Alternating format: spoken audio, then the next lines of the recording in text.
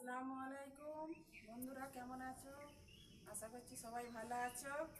আমি আমের তেলের আচার বানাবো, তার জন্য এই আমগুলো নিয়েছি। চলো ধুয়ে ছিলে নিই।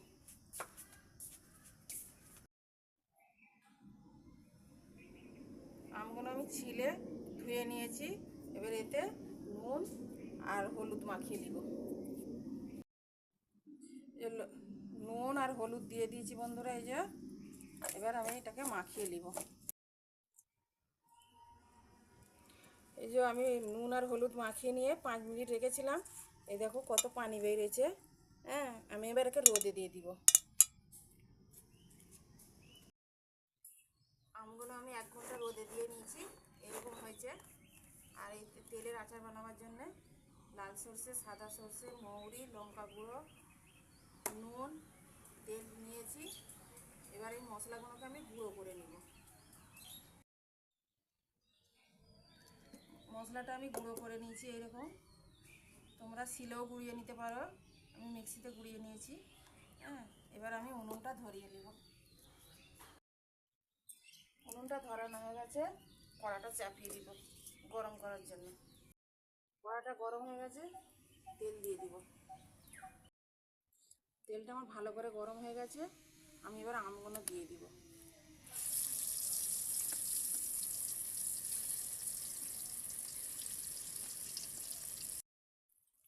1 চামচ লঙ্কা গুঁড়ো দিয়ে দিব।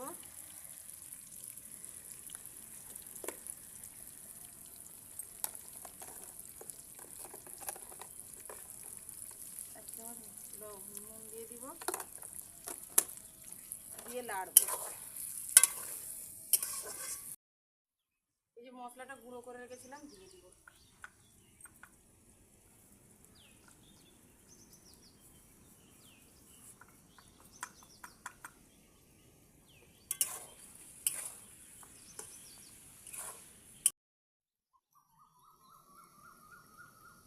লঙ্কা 4টে দিয়ে দিব, দিয়ে একটু লাড়বো আমি।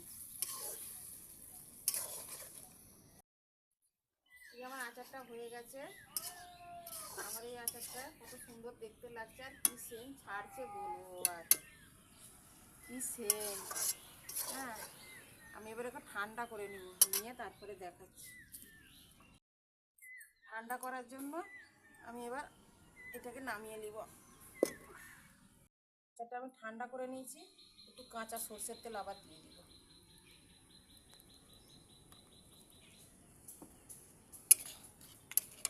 দিয়ে বয়েমে আমি ভরে নিব।